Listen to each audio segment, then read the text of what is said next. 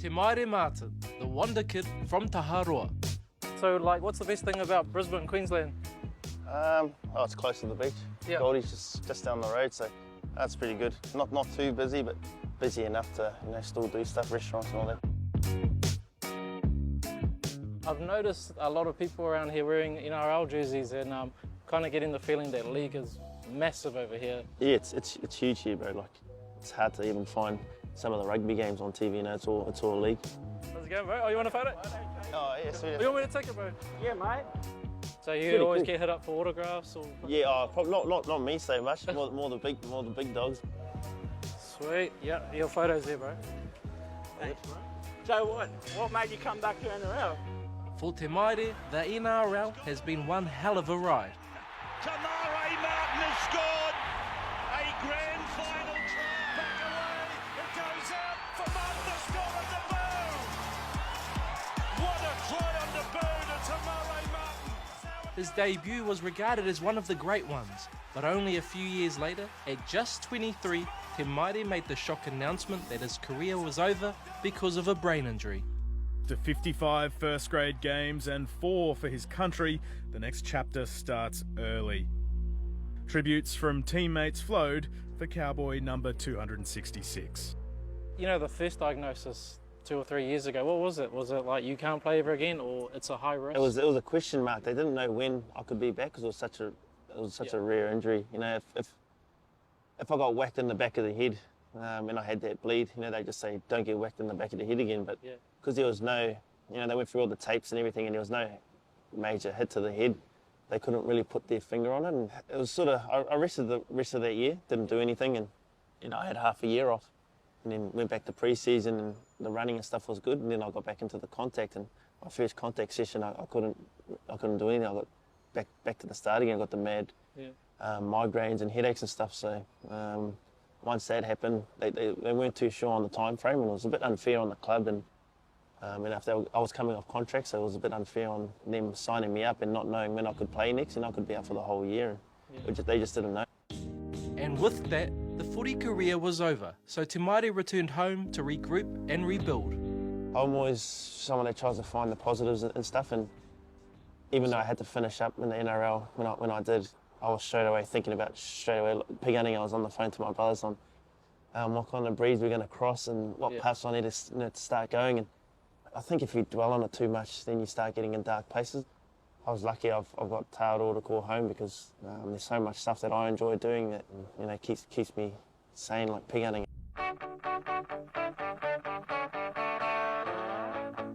Pig hunting, fishing, getting in touch with the land. He was back doing what he loves. Yeah, it was cool. I enjoyed it. I enjoyed my time my head off back home. I sort of moved over here when I was 16, 17, and I was just getting into being able to do stuff by myself, pig hunting by myself. Yeah. So I was just starting to enjoy all that kind of stuff, and I had to move over here and follow the league journey. I got to get my own dogs going, my own pig hunting dogs, and I suppose you don't, unless you're a pig hunter, you don't know how much time and effort gets put into doing that kind of stuff, little stuff like getting up on the back of the truck. I had 2 years to try and get my dogs to catch some pigs. And your dogs must miss you. Yeah, I miss them. I think a lot more than they miss me. Te Maire is grounded in Te Ao Māori and is from a proud Māori-speaking whānau. I heard there's more Māori here than in Aotearoa, right? Yeah, probably. They're everywhere, but here in Gold Coast, they're everywhere. That's where everyone moves to. Yeah, at home it was ordeal. So once you got to school, it was ordeal too. So my English, once I got to high school, when I went to Hamilton Boys High, wasn't too flash. But it's lucky you get your credits and stuff if you do Māori. It was cool being able to do all that. You probably don't appreciate it at the time, but looking back at it now, I certainly do. Being able to speak it every day, and especially when you get home, it's just, it rolls off the tongue good. And then when you don't speak it for a while, I come over here and I hadn't spoken it for a while, and then my mum say stuff. You know what you want to say, but you can't put the words together properly. But being able to have that, being able to speak it at home, and all my little brothers and sisters and stuff talk it too, so it's pretty cool. I guess the one thing a lot of Māori get a little bit frustrated with is how the boys' names are pronounced. Yeah. How do we say your name? Te Maire. Te Mori. Te. Te Yeah, how do you deal with that? It's probably lucky my last name's Martin, so Yeah. they get that. I think they can get that right. But yeah, it is. I suppose it could be frustrating, hearing it pronounced wrong. But I've tried to correct people on how to say it. They do give it a crack. Yeah. And it's just real hard. It really is hard for some Aussies to roll their R's, the Te Māori, but as long as they're giving it a crack and trying to, and not disrespectfully saying it, it's all good. He got his big break on the Australian scene as a teenager. But I only got the opportunity because I had a family member that, my auntie that worked at Kiva Park, that sort of made me come over for open trial. And some people don't really get that kind of opportunity. My dad was, as soon as he heard it, he sent me over, and a lot of people don't have the opportunity to have much money and come over here. And Do you feel like when you run out there, sometimes you're running it for all the boys and the girls in the whānau back home? There's a lot of good players that don't make the NRL, eh? For my two older brothers are better players than I am, way better. Yeah. They just didn't get the opportunity that I got. They went to Raglan and done the surfing. Yeah. They enjoyed the surfing, and I stayed at Hamilton Boys and enjoyed the rugby. Yeah, it's crazy how much talent there is, and how much players sort of get left out just because of the opportunity that they don't get. Yeah. And like I said, I hope the New Zealand Rugby League really grows the game because there's so much potential. After spending time back home recovering from the brain injury, Te Maire took the calculated risk of playing club footy, and it wasn't long before the NRL came calling. I got the opportunity to play for my local team, Tauranga Steelers, last year, and it went pretty good. Yeah. Had a few games, and then we got to play for Waikato, and reps was on TV, so I got a few eyes watching me over that game, and my manager rang me up just not long after that, saying if I was keen to give it a crack again, and got all the scans and all that kind of stuff sorted out.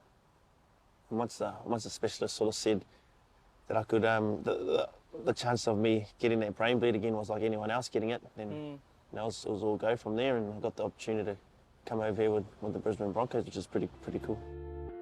Just last month, the Brisbane Broncos gave him the chance to play again.